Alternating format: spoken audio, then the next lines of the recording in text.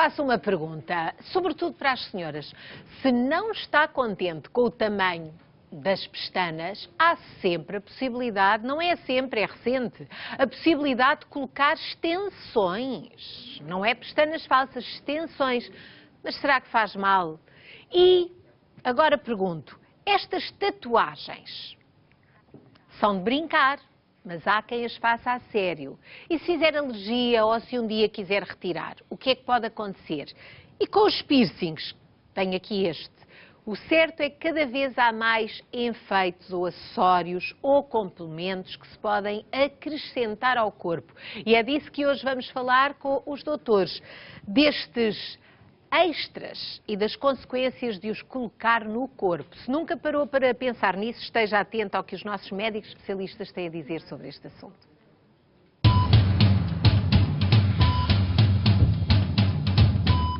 Um forte aplauso para os doutores.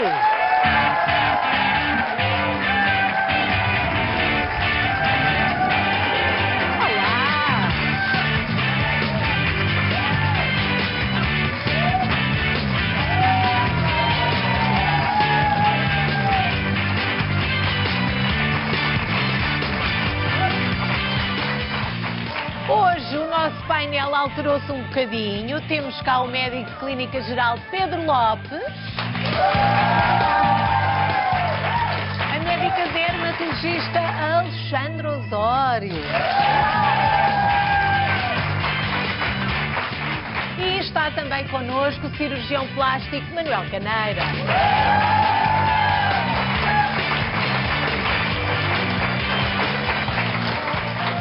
Muito bem-vindos, doutora Alexandra. Antes de entrarem, eu estava aqui a mostrar estes objetos que tenho aqui e que são realmente tudo coisas extras, complementos que se podem acrescentar ao corpo. Pestanas falsas, tatuagens, piercings e estas aqui, as pestanas que já são muito vulgares em muitos sítios, há mais recentemente uma inovação que são as extensões de pestanas, que não é a mesma coisa. Não é a mesma coisa.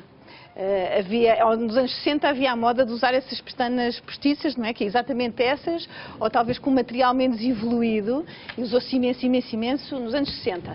E depois abandonou-se um bocadinho, não sei se foi pela técnica ou a aplicação era difícil, ou realmente aquilo era uma moda e depois passou e usou-se outras coisas. E agora realmente usa-se muito, está na moda de pôr extensões. Extensões não são mais do que a aplicação de pestanas, que são de várias naturezas que existe no mercado, pode ser de cabelo natural ou pode ser sintético, muito perto da pestana normal, que se aplica com cola junto à outra pestana.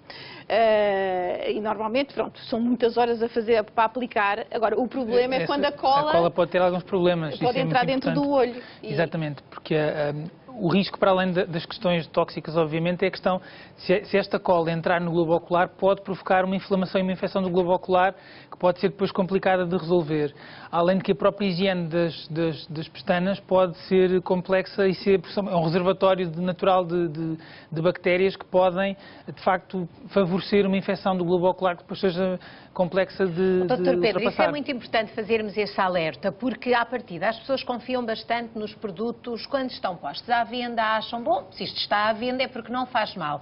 Mas também as pessoas não são todas iguais, nem todas reagem da mesma maneira. Portanto, enquanto que estas pestanas falsas eram coladas na pálpebra, estas agora são na própria pestana, não é, doutora? São na própria pestana. E o que acontece às vezes é que provoca, há uma data de alergias que podem ocorrer ou não, é? Vai depender de pessoa para pessoa, a sensibilidade é diferente, consoante a cola que se aplica ou mesmo no próprio procedimento, tem que se usar para se dividir bem entre as pestanas inferiores das pestanas superiores, tem que se aplicar digamos, um papelzinho com os adesivos de lado para que a cola não passe de um lado para o outro. Isto assim?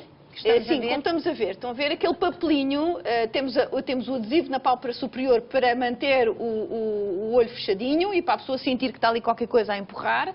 E depois temos o papelinho de baixo, que está ali a numeração de quantas pestanas postiças vamos pôr em cada área. E aquele papelinho é adere não às pestanas lá de baixo, mas nas laterais. Para a cola não ir para as pestanas de Para a baixo. cola não ir lá para as pestanas de baixo nem para a pele. Só que o que acontece muitas vezes, além de haver um edema da pálpebra provocado pela inflamação e pela reação, portanto, alérgica, chama-se dermite de contacto alérgica, há também a reação alérgica ao próprio adesivo, que nós temos aqui uma fotografia que podemos mostrar a seguir, que é, de facto, uma lesão que pode ser provocada para estas pestanas na aplicação.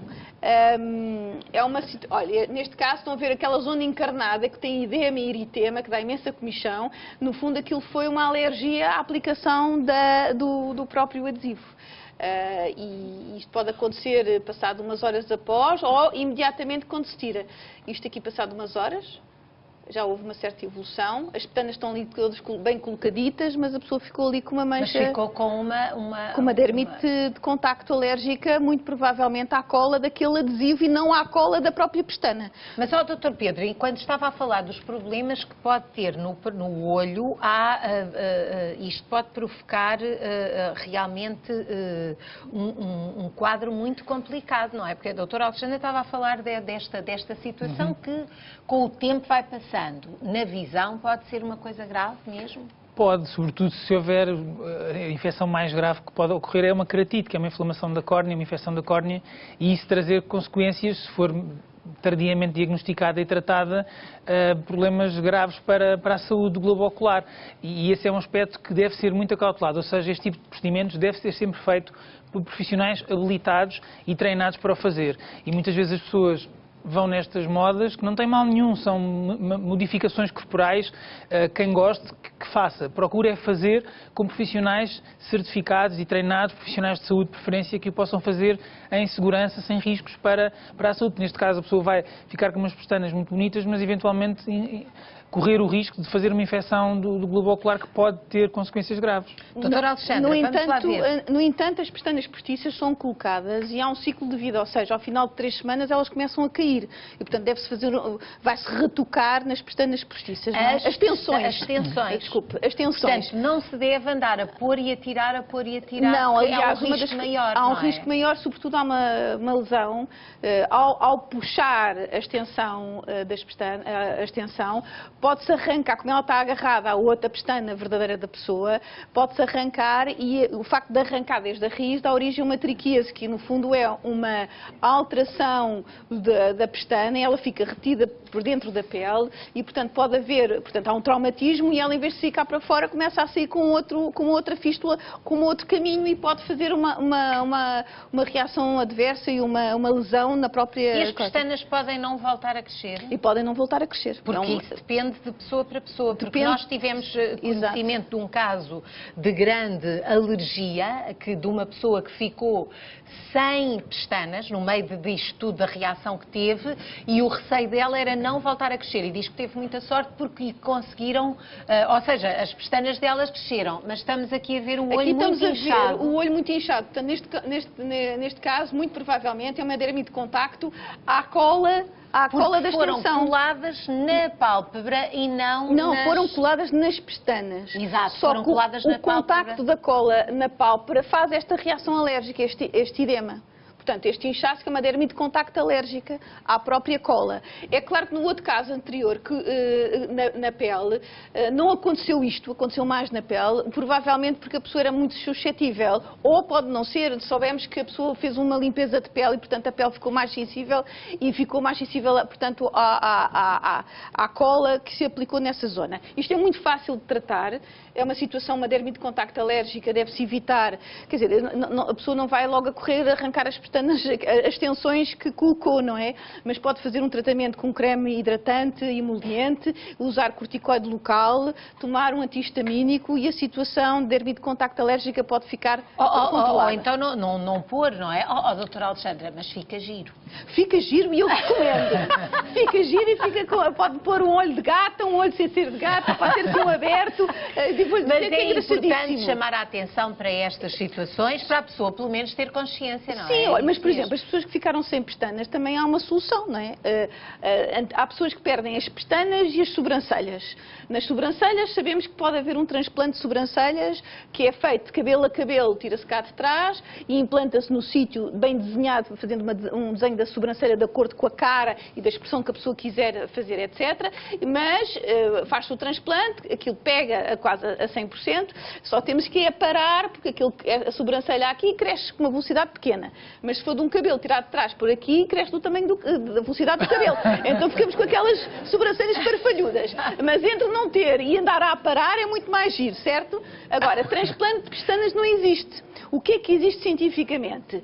Existe a possibilidade de usar um produto que hoje em dia existe nas clínicas de dermatologia, de cirurgia plástica, e que depois podemos dar o contacto através do e-mail e do Facebook, em que existe tipo um eyeliner que se aplica na raiz das pestanas em cima e em baixo, e nós temos aqui uma imagem do resultado da aplicação desse eyeliner na semana 0 e na semana ao final de 4 semanas, penso que temos, com uma densidade aqui.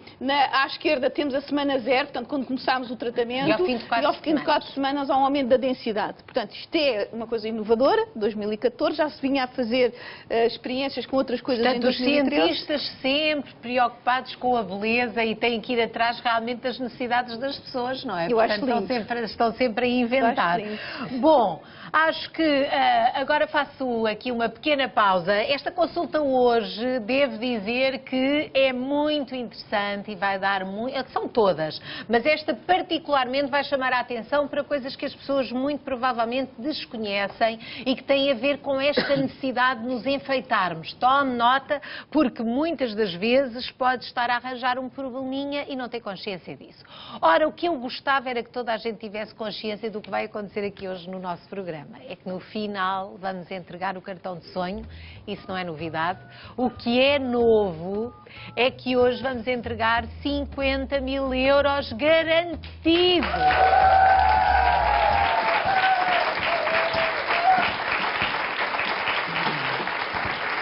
Bem, isto dá para milhões de pestanas, de extensões de pestanas, pelo a pelo, isto nunca mais acaba. Mas dá para, olha, dá para transformações, por acaso dá para transformações muitas. Não, umas pestanas assim com umas plumas. Eu gosto dessas. Pestana pluma, dá para pestana pluma. Mas dá realmente para fazer muitos planos na sua vida ou na vida da sua família. Tenho a certeza de que há muita gente agora a ver-nos que ficaria absolutamente, enfim, se calhar sem palavras, se lhe saísse hoje o cartão de sonho. Tem de fazer por isso, já sabe que isto não acontece a quem não participa no nosso passatempo, só a quem se atreve a marcar e marcar as vezes que entender. Não há limite máximo de chamadas, pode não marcar, se não quiser não marca, mas se marcar então fica inscrito no nosso passatempo. A sua inscrição pode valer-lhe por 60 cêntimos mais IVA, pode valer-lhe 50.000 euros. O número é o de sempre, 760 20 60 20. Há sempre coisas a acontecer aqui no nosso cartão de sonho. O número é que nunca muda, é verdade. Nunca muda o número. É marcar. Marque do seu número, marque do número do seu marido, marque do número de telefone dos seus filhos, pegue nos telemóveis todos e marque. Uma chamada em cada, ou então faça 3, ou faça 4, faça as suas contas, que isso é sempre importante. Faça aquelas chamadas que a sua bolsa permitir e, obviamente, se lhe apetecer, porque realmente no final do programa pode ter uma excelente notícia. Vamos lá ver o que é que acontece. Boa sorte!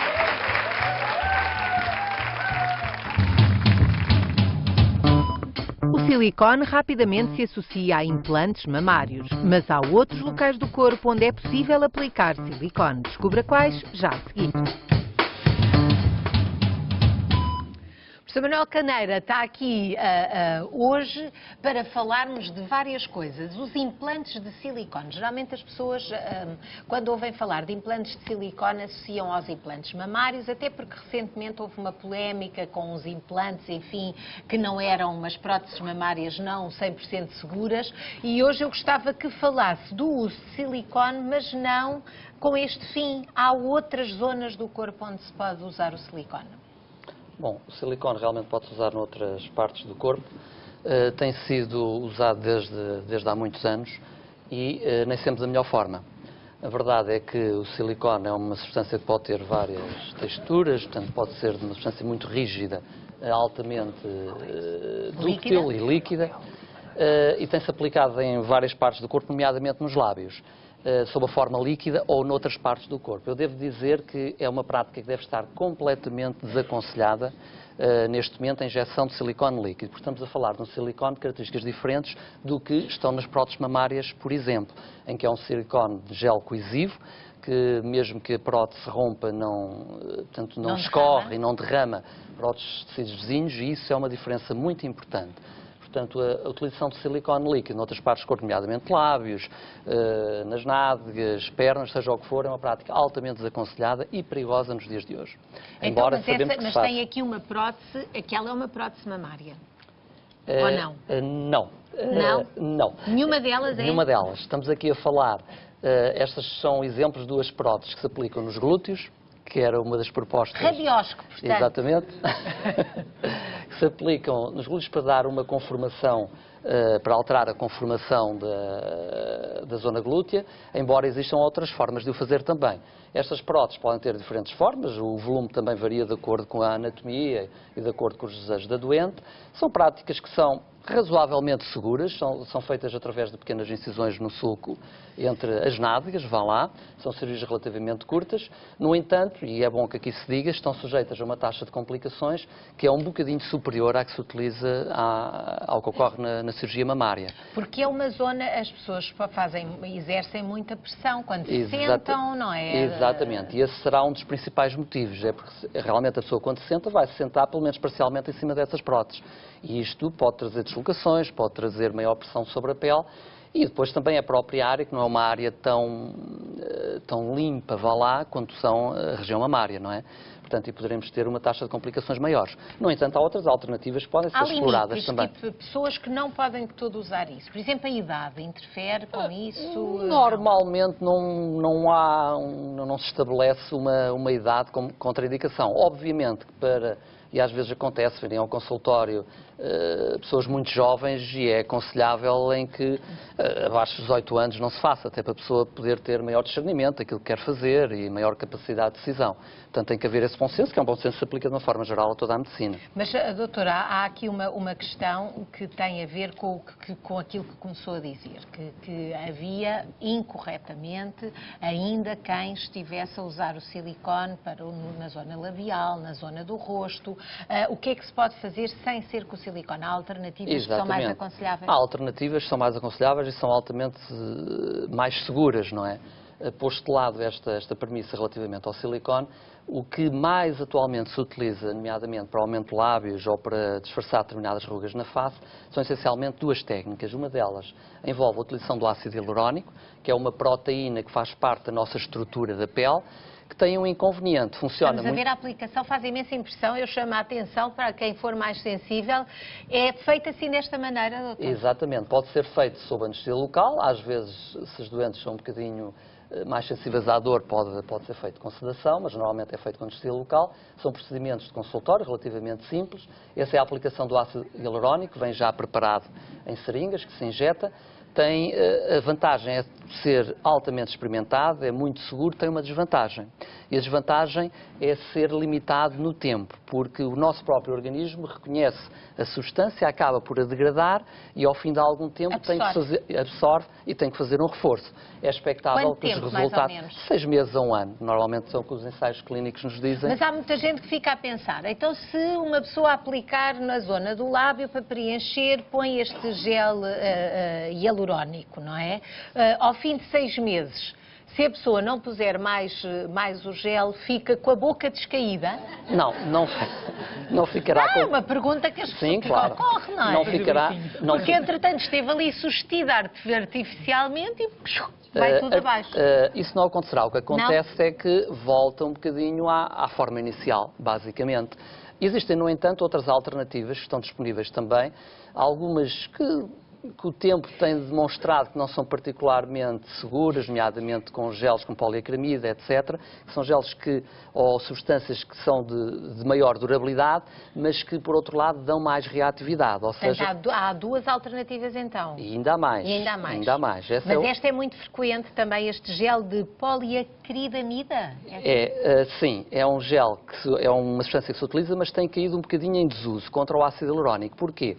Porque, por vezes, forma o que, do ponto de vista médico, se chamam granulomas de corpo estranho. São reações inflamatórias que podem dar origem a pequenos grânulos que, às vezes, se podem notar sobre a pele à palpação e mesmo visualizarem-se. Outra grande alternativa, e tem ganho muita força atualmente, é a utilização de gordura do próprio corpo.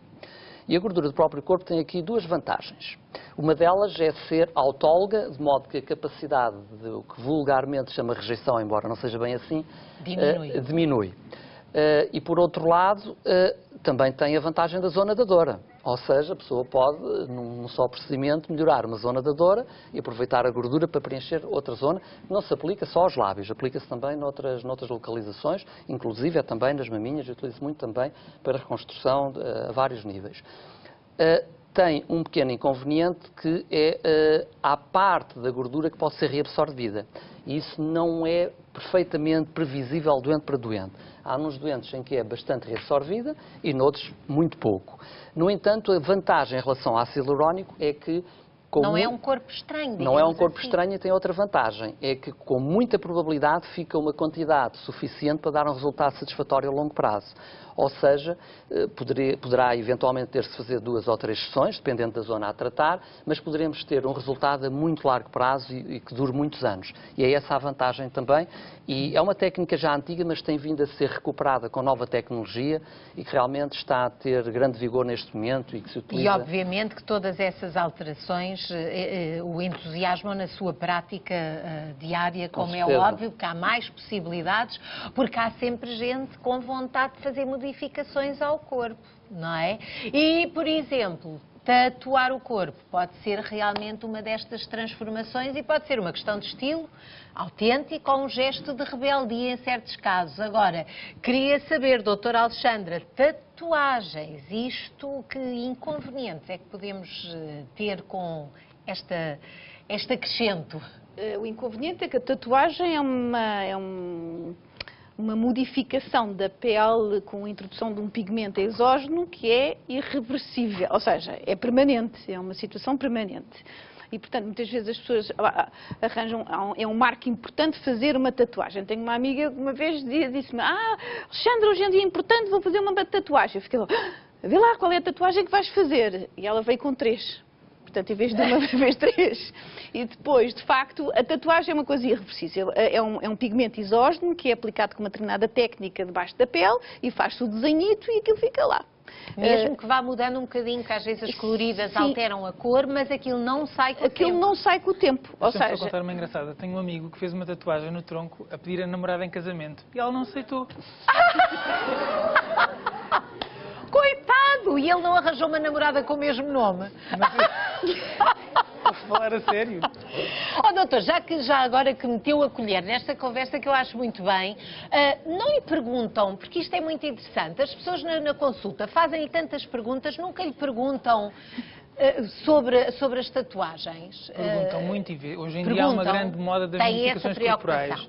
E tal como se dizia há pouco, há muita gente jovem que tem o impulso de fazer uma modificação, como uma tatuagem ou um piercing ou alguma coisa que tem um caráter muito definitivo ou muito marcante para o seu corpo e nem sempre se informa, e muitas vezes são os próprios pais que viram o filho fazer ou que sentem que o filho tem vontade de fazer e que vêm à consulta e acabam por perguntar. Pensem bem sempre antes de fazer estas modificações, porque, como se disse aqui já e muito bem, estas coisas tendem a ser definitivas e depois é muito complicado reverter o resultado final destas situações. Vi o exemplo deste pedido de casamento não sucedido, que pronto, arranja uma namorada com o mesmo nome ou então... Que história, realmente, valeu mesmo a pena partilhá-la. Doutora Alexandra, mas as tatuagens, depois quem quer tirar é assim uma coisa impossível? Não, há solução. Hoje em dia há, pelo menos, há várias soluções. Vou falar aqui de 3. Uma é, digamos, é a utilização de laser.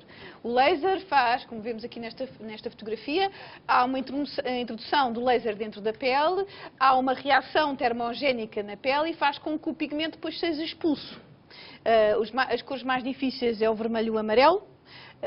E os outros são mais fáceis de tirar. Portanto, eu recomendo, se alguém quiser fazer uma tatuagem, mais vale fazer uma tatuagem preta. E é mais fácil de tirar, ao contrário do que as pessoas possam pensar. Exatamente. Não é? Numa primeira fase há um aclaramento, porque o pigmento entra na pele, é fagocitado, é comido pelos macrófagos, que são glóbulos brancos, e depois aquilo é dissolvido e depois as pessoas têm que fazer o retoque. Agora, o laser faz a mesma coisa. Há uma introdução de energia lá dentro e há uma explosão, a célula que tem o pigmento explode e o pigmento vem até à superfície e é degradado, e portanto sai na descamação da pele. Isto é uma técnica que não deixa marca, que não deixa, digamos que, bem feito e devagarinho, na zona da tatuagem a pele fica da cor da pele. Tem que se usar lasers indicados, nem todos conseguem tirar as cores todas e muitas vezes tem que se pensar que uma cor é a conjugação de duas para se conseguir tirar aquela cor ou usar o laser que consegue tirar as cores todas. A outra situação, uma das coisas, pode ser removido cirurgicamente, que aqui o cirurgião plástico pode falar sobre isso. Como é que arranca-se a pele, doutor Alcaneira? Como é que se faz? Existem várias técnicas. Uma técnica é chamada de dermoabrasão, que consiste com um dispositivo rotativo, não é, que provoca uma abrasão na pele, na tentativa de a descamar e tornar, no fundo, o pigmento cada vez mais superficial, até que a determinada altura ele é expulso. Ou seja, é uma espécie de... vai-se raspando aos mas deixa sempre uma cicatriz horrível. Mas deixa sempre uma cicatriz desagradável. Depois existem outras alternativas, porque também depende do local que estamos a falar, não é? Há zonas muito expostas e há zonas onde é difícil fazer a excisão. Outra das alternativas para tatuagens pequenas será retirar a tatuagem e aproximar a pele circundante de modo a fechá-la de novo. E fica uma cicatriz. Fica uma cicatriz, porque a pele tem alguma elasticidade, mas há pessoas que preferem trocar a tatuagem, com uma tatuagem daquele género, eventualmente, por uma cicatriz. Preferem a cicatriz. Doutor Pedro, já estamos mesmo a arrebentar com o nosso tempo, já não dá para esticar mais, mas os piercings, que já referimos também aqui, há pessoas que acham que um buraquinho de um piercing, que isto depois com o tempo desaparece. Desaparece, não desaparece, como é que é? O piercing, se for removido, eventualmente o orifício pode acabar por encerrar. Isso pode acontecer em algumas situações, exatamente. Eu tenho aqui na minha mão alguns exemplos de piercings, estes são os mais banais, mas nós temos hoje em dia piercings com localizações e com formas de facto muito variados. Temos piercings que podem ser colocados desde a língua, ao palato, na região genital, nos mamilos. Há aqui algumas zonas que são de maior risco de infecção e, portanto, quem decida colocar um piercing deve procurar sempre fazê-lo com um profissional que esteja habilitado a fazê-lo e em condições de asepsia, a esterilidade dos instrumentos tudo e do ambiente, tudo esterilizadinho. Visitar o local onde vão fazer a colocação do piercing antes de o fazer, porque se assim o fizerem vão perceber se estão a ir a um sítio adequado ou não para o fazer. Em relação à língua, as pessoas que têm, por exemplo, aparelhos nos dentes, devem ter algum cuidado em não o fazer, porque pode haver algum conflito entre o próprio piercing e o aparelho de ortodôncia que esteja colocado. Nos genitais, muita gente faz com a expectativa de aumentar, do ponto de vista sexual, de alguma forma, a sensibilidade ou as sensações que vão ter. Exatamente o contrário, e é exatamente o contrário. Dependendo do sítio onde o piercing é colocado. A própria formação de uma cicatriz no local de colocação do piercing vai anular algumas terminações nervosas que deixam de estar tão sensíveis e, portanto, transmitir sensações agradáveis. Portanto, pode ser agradável para o parceiro da pessoa que colocou o piercing, mas para a própria ou para o próprio provavelmente vai deixar de ser tão agradável. E depois são zonas onde são locais úmidos, normalmente ricos em bactérias e que pode haver um risco de infecção suficientemente elevado para que se tenha de facto muito cuidado na altura de colocar. É uma nota que é também importante, que é lembrar as pessoas, e é uma questão que me colocam muitas vezes, que é, depois de colocar um piercing, não se pode dar sangue. Portanto, os dadores de sangue, por exemplo, têm que ficar com um período de 4 meses sem poderem voltar a ser dadores pelo facto de colocarem piercing. Isto porquê? Porque colocar um piercing tem riscos do ponto de vista de contração de doenças infectocontagiosas, nomeadamente portanto, hepatite B, é hepatite preciso C. garantir que quem dá sangue o dê nas melhores condições. E, obviamente. portanto, olha, ainda bem que deixa aqui essa nota, porque se calhar muita gente desconhece realmente a existência desse prazo. Com muita pena, terminámos mais uma consulta. Gostaram desta, não é? Eu acho que sim. Já sabe que os doutores estão cá à segunda-feira e se tiver alguma dúvida, queira ver respondida, pode enviá-la por escrito ou através de um pequeno vídeo feito no seu telemóvel, por exemplo, para osdoutores@sic.pt. Na próxima semana, como eu já disse, cá estarão eles com mais dicas e conselhos médicos. Muito obrigada. Uma salva de palmas para os médicos especialistas que estiveram connosco esta tarde.